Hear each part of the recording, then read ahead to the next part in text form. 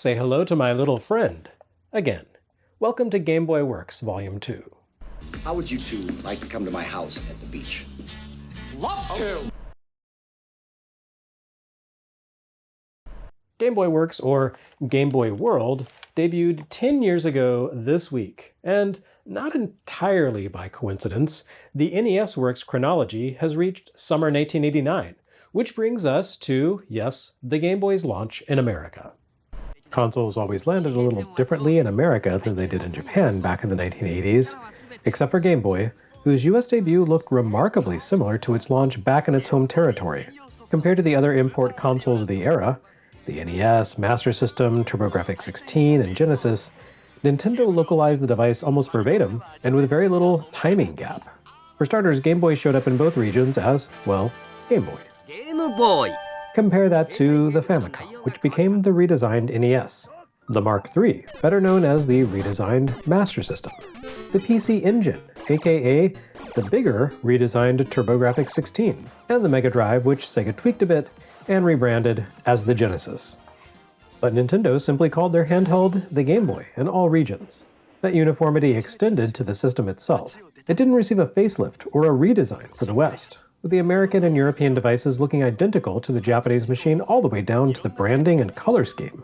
And in a first for a localized Japanese console, all Game Boy cartridges worked on all Game Boy systems, regardless of the region in which any component originally shipped. This meant that Americans could play a Japanese version of Tetris on their consoles, and Japanese kids could play European-exclusive Asterix games to their little heart's content. This made perfect sense, of course. As a portable system, Game Boy's designers didn't have to worry about television standards.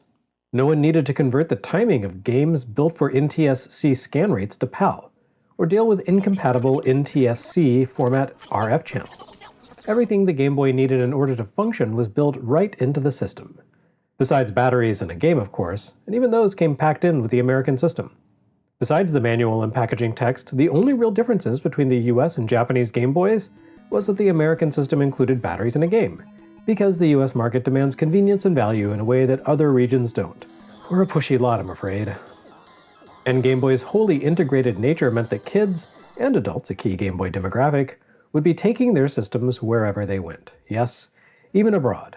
The cross-compatible worldwide cartridges and systems meant that an American kid who wanted to buy a copy of Dr. Mario from an airport kiosk at Charles de Gaulle in Paris could use it on the system their parents bought for them at a mega mall in Dubai. Game Boy was a revolutionary traveling companion with little in the way of direct competition for a traveler's attention. A portable gadget in an age before smartphones, PDAs, and practical laptop computers. Now, Game Boy wasn't the first handheld video game system by any means. Milton Bradley had beaten Nintendo to the punch by a full decade with its Microvision device. Admittedly, the Microvision was the size of an Atari Lynx, but only came equipped with a small monochromatic 16 by 16 pixel screen, so it didn't exactly set the world on fire. Nor did Epoch's Game Pocket Computer, a somewhat more capable device that arrived in 1984 with half a dozen games in tow, then promptly vanished from the face of the earth. Game Boy wasn't even the most impressive handheld to debut in 1989. Atari shipped the Lynx right around the time that Nintendo's portable console arrived at US retail, and it made a far more stunning first impression at demo kiosks with its backlit color screen. However, Nintendo took the traveling companion concept seriously.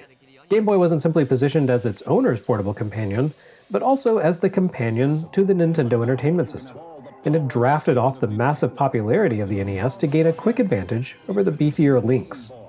By 1989, the Famicom's dominance over the Japanese console market had begun to erode in the face of NEC's ascendant PC Engine, but the American NES had arguably arrived at its peak popularity. Nintendo made it clear that the Game Boy wouldn't replace the NES, but rather complement it. Although a few early Game Boy cartridges did come as something of an either-or proposition versus their NES counterparts, Tetris for starters, on the whole Nintendo took care to create a real sense of separation between the two devices. Game Boy boasted a library of first-party titles that reflected popular games on the NES without duplicating them verbatim. Honestly, only a tiny fraction of the Game Boy's total library ended up suffering from the poor creative sense required to simply port an NES game over to the hardware directly, Capcom being perhaps the most egregious offender with games like DuckTales and the Mega Man Pentology. For the most part, though, developers seemed to grasp the reality of the Game Boy. Namely, that its lack of power and graphical finesse meant that it couldn't simply replace a console, and that its software needed to be specially tuned to work within the boundaries of the hardware. And so we ended up with games like Super Mario Land, which resembled Super Mario Bros., but had a personality all of its own. And Batman, the video game, which played fast and loose with the licensed property in order to bring players a good, entertaining, portable experience. When you wanted the real thing, you played NES or Super NES, or eventually N64. When you wanted a quick fix, a hit of gaming satisfaction on the go, you picked up your Game Boy. Over time, this division of design did change somewhat.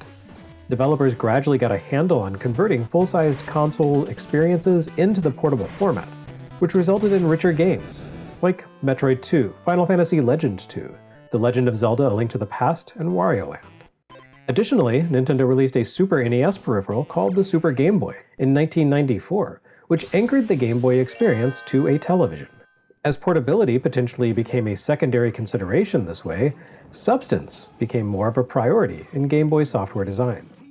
Of course, the best Game Boy software adeptly straddled the line between deep and disposable, somehow being both. Donkey Kong 94, for example, transformed the aging arcade game into a clever puzzle adventure containing a succession of bite-sized challenges, more than 100 of them to be precise. And then you had the US release of Space Invaders, which made use of the Super Game Boy's esoteric features to present a simplified portable experience on Game Boy, but loaded the actual Super NES ROM into memory when played on Super NES. And then there was that whole Pokemon thing, a full-scale role-playing game whose core features could only work on a handheld system. Most people saw Game Boy as a secondary consideration throughout its life, a perception that Nintendo built into the platform. But this second-stringer reputation did mean that people tended not to take Game Boy seriously and to regard its games as compromised substitutes, even when they weren't.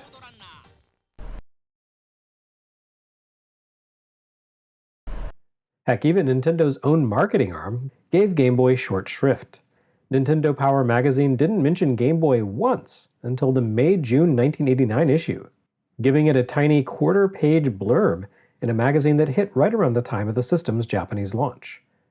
The following issue gave Game Boy a single page that included a brief synopsis of the system, its accessories, and a rundown of launch day releases with an emphasis on Tetris. It's a shockingly paltry amount of advance press for a brand new game platform, a far cry from the deluge of teasers the publication unleashed for Super NES, N64, and even frickin' Virtual Boy. Especially when you consider that Game Boy would become the best-selling game system of the 20th century and more or less save Nintendo's bacon in the company's leanest years. Game Boy received a proper introduction in the September-October '89 issue, for a certain value of proper. The magazine's big blowout clocked in at a whopping 8 pages, a fraction of the page count they devoted to any major 1988 or '89 NES release you care to name. This Game Boy feature devoted a handful of pages to the workings of the hardware and link options, relegating the other half of the article to Tetris, a game that would receive a cover and massive blowout the following issue. Only for the NES cart. And that's pretty much the NES Game Boy relationship in a nutshell. That next issue devoted a whole 6 pages to Game Boy, cramming overviews of 16 games into that tiny space, predominantly Super Mario Land. Unfortunately, for any real substantial coverage of the platform, Game Boy fans would have to wait until 1991. 2 Game Boy releases finally received cover features that year, the much-deserving Metroid 2 and the must-be-a-slow-news-month dud that was Mega Man and Dr. Wily's Revenge. Nintendo published several subscriber-exclusive player guide compendiums in 1991, one of which devoted its entire length to showcasing dozens upon dozens of Game Boy titles. So if you ever wonder why the world was so slow to accept Game Boy as a legitimate platform, well, it all started here, with Nintendo. But you know what? The fact that no one took Game Boy seriously is exactly why it did so well and survived for so long. Game Boy was a cheap, convenient little gadget you could pick up and keep on hand as a time waster or boredom killer. Its games certainly didn't demand the sort of commitment as the sort of software that dominated consoles in 1989 did. I mean, compare the way Dragon Warrior worked compared to the Game Boy's first RPG, the Final Fantasy Legend. Dragon Warrior demanded long-term grinding and forced players to return to the King's Throne in order to save. Final Fantasy Legend skipped experience points entirely in favor of purchasing upgrades and pure random chance, and it let you save the game anytime you wanted outside of battles. The compact, almost disposable nature of Game Boy made it unthreatening, not just to casual users who would happily pick up the handheld to kill a few minutes every now and again, even if they had zero interest in console games, but to Nintendo's competition too. No significant game company would bother to make a direct competitor to Game Boy for nearly a decade. You've had your monochrome Watara Supervisions and Megaducks, sure, but in terms of major players, the Segas and Ataris and NECs of the world attempted to compete on a different level from Game Boy, offering up full-power portable consoles, to their detriment. The Game Boy hardware avoided that pitfall. Nintendo didn't even try to make it a portable NES. Such a thing certainly would have been possible. After all, about a year after Game Boy's debut, NEC launched the Turbo Express. The Turbo Express shrank the actual TurboGrafx 16 architecture into portable form. The TurboGrafx 16, whose CPU was more or less a double-speed version of the same chip that powered the NES. There was nothing preventing Nintendo from shipping a full-featured handheld NES in 1989. Nothing, that is, except the company's keen instinct for hardware economics. Instead, Nintendo's design team took a different approach vector to the Game Boy. Instead of coming at it with the NES as its basis, they looked instead to Nintendo's existing portable legacy, the Game & Watch. And no surprise, the same team that had produced the Game & Watch line, Nintendo's R&D 1 division, headed up by Gunpei Yokoi, tackled the Game Boy as well. Yokoi's particular genius for turning inexpensive, existing mass-market components into vehicles for fun needs no rehashing at this point, and he commissioned his team to apply that philosophy to the handheld. Largely spearheaded by Yokoi's right-hand man, Satoru Okada, the Game Boy's design process made use of the cheapest components available. Rather than running on the NES's chip, a CMOS 6502 variant, Game Boy employed a derivative of the cheapest dirt Zilog Z80 that had previously powered the likes of ColecoVision, ZX Spectrum, and of course Sega's SG-1000. That right there puts the whole thing into perspective. Remember that Sega upgraded the SG-1000 into the Master System by adding a powerful graphics processor upgrade while keeping the original Z80 chip, and the Genesis actually carried forward the core SG-1000 processing system into its 16-bit design. But that Z80 chip functioned as an embedded audio subprocessor, performing secondary functions to the console's powerful Motorola 68000 chip. Z80 was so cheap to make due to its age and popularity that Sega found it cheaper to just transplant that subsystem into its new console than to come up with a new mechanism for performing 8-bit backward compatibility in those other functions. Likewise, the Game Boy screen targeted a balance between low cost and acceptable shortcomings. The large backlit color screen Epyx had used for the Atari Lynx, whose designers had attempted to pitch the machine to Nintendo only to be rebuffed, looked great but cost many times more than the 2-inch monochromatic STN that Nintendo ultimately went with. The Game Boy screen required very little battery juice to power, too, with a slow refresh rate and a reliance on reflected light from external sources. It looked pretty lousy compared to any other game system on the market at the time, but it gave you all the visual information you needed to see when playing Tetris or Alleyway, and it ran on 4 batteries for something like 10 to 20 times as long as the Lynx's 6 batteries could last. But note that Nintendo's use of inexpensive components didn't mean that the Game Boy was cheap. Having found their first proper success in the world as a toy manufacturer, Nintendo knew precisely how rough kids can be on gadgets. So they built the Game Boy's shell of a thick, rugged plastic, which could easily withstand careless handling or the occasional ballistic missile impact. Yet they managed to keep the system's weight down in order to minimize player fatigue. Without battery, the Game Boy actually weighs less than many Game & Watch models, such as the panorama screen units. And there's a spark of personal passion project powering certain Game Boy components, too. R&D 1 composer Hirokazu Chip Tanaka supervised the design of the system's link cable and audio setup. Being a musician, Tanaka prioritized the system's audio capabilities.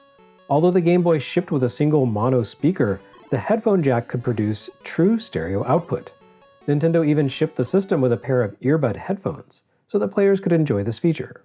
The Game Boy's stereo audio capabilities resulted in some interesting experiments, such as the Multi-Matrix quad stereo remixes publisher Meldac incorporated into the multiplayer mode of Heian Kyo Alien. Even now, Game Boy lives on as a tool for musical artists. Live performance was a key feature Analogue promoted with the Analogue Pocket Game Boy clone. And the link cable would prove to be even more momentous than the stereo output. Right from the start, Nintendo pushed the ability to connect two systems for head-to-head play. Every launch title besides Super Mario Land revolved around competition. This was not a cynical ploy to sell more systems and games, though I'm sure that didn't hurt. The Game Boy was a personal game device with a small screen and limited viewing angle that only accommodated a single person. But by connecting two systems, players could potentially link up and experience a game their own way. The advantage this offered over traditional consoles, where players shared a single screen, should be self-evident.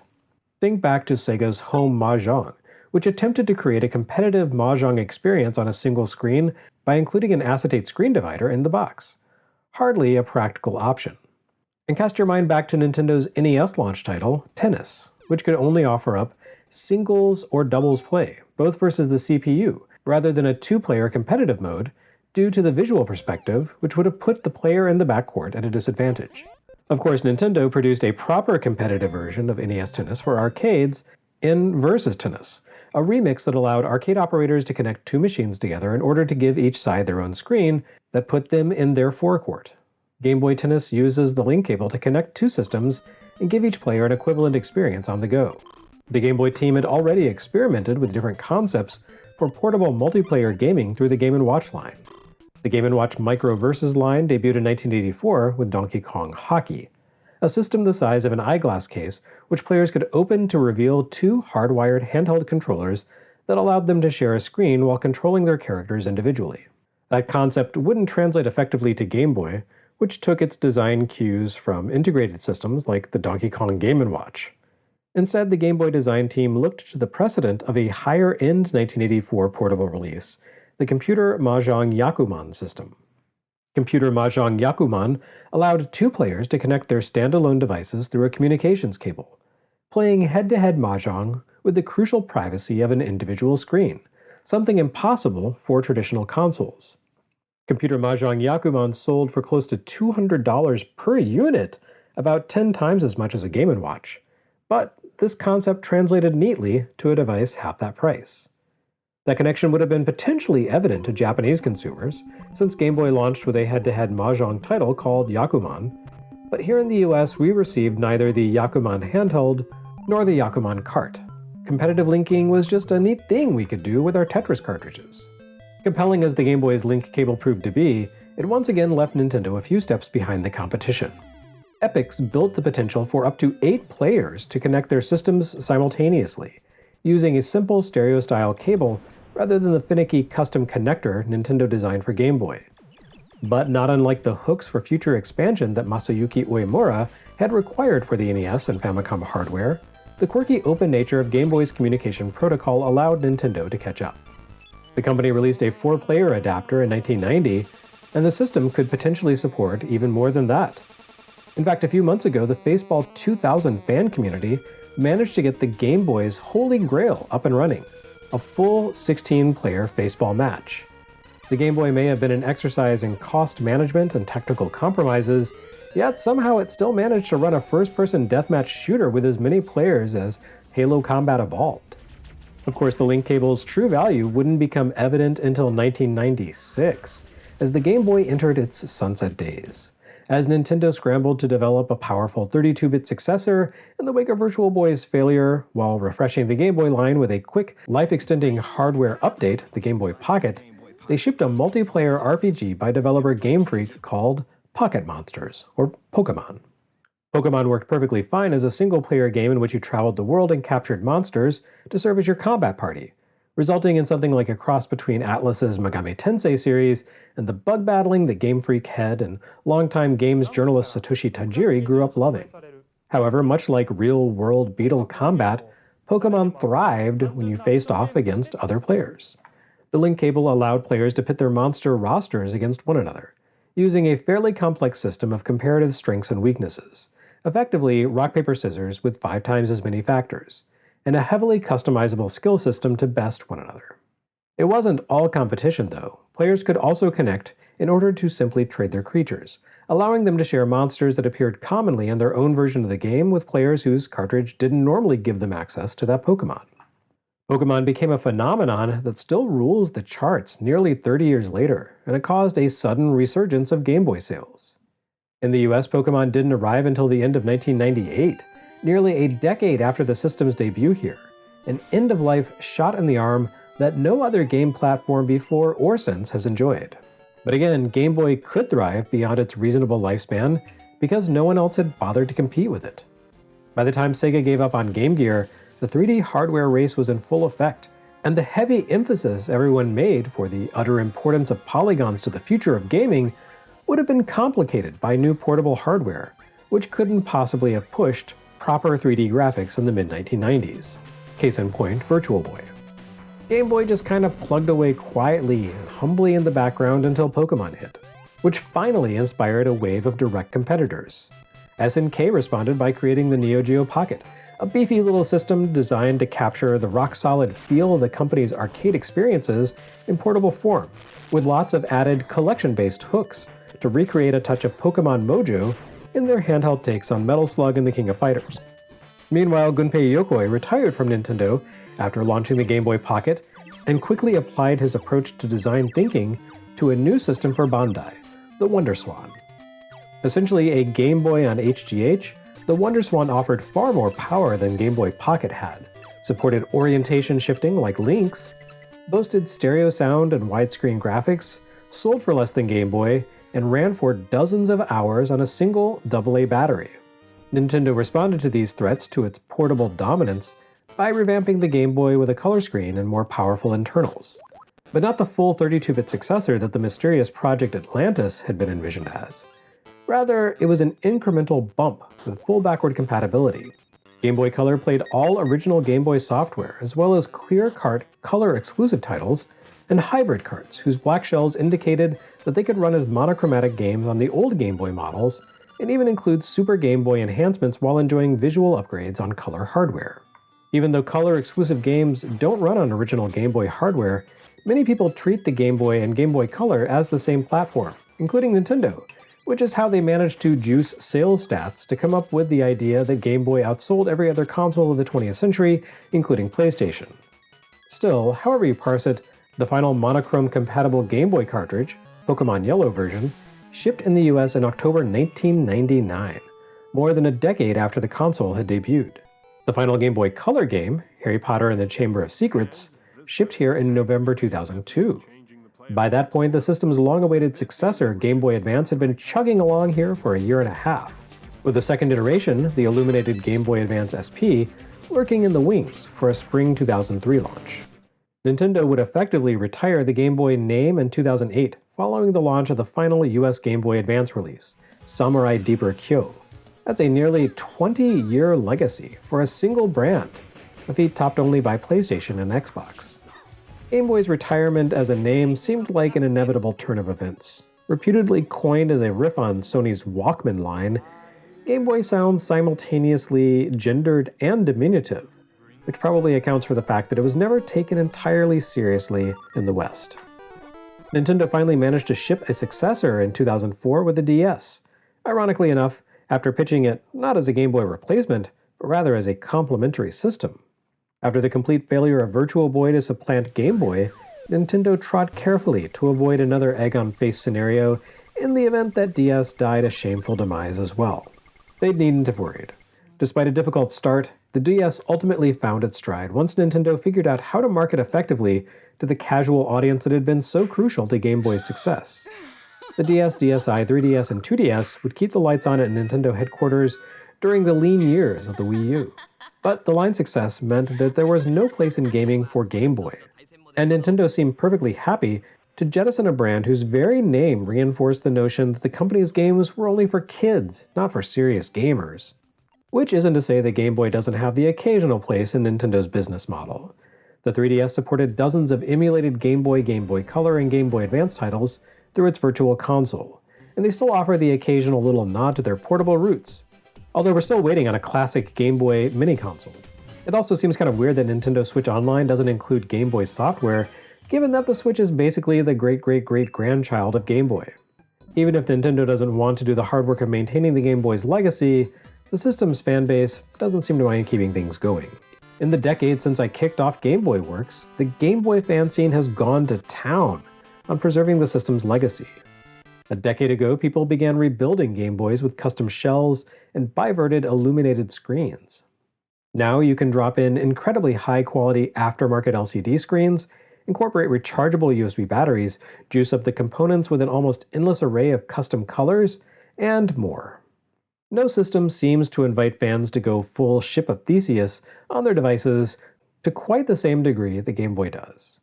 And that's not even getting into utility add-ons, like Alex Barr's BitBoy Drive, which allows Game Boy software to print to SD cards, or the Game Boy Interceptor, which seamlessly outputs a Game Boy video stream via USB.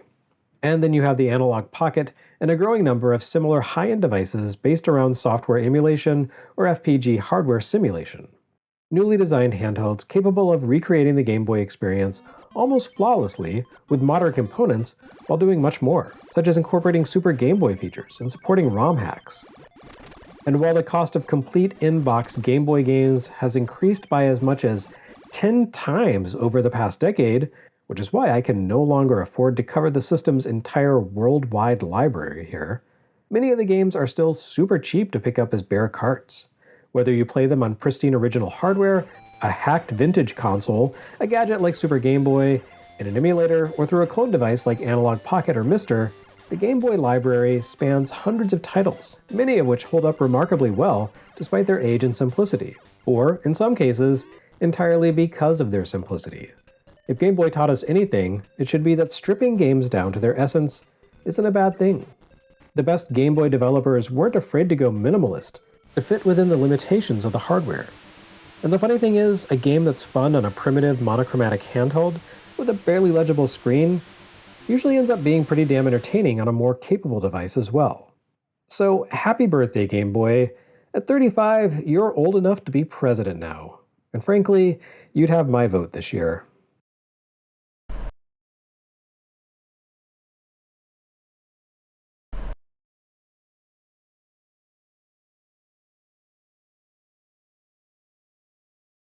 Next time on Game Boy Works Volume 2, everything is falling into place. That's a Tetris joke, you know?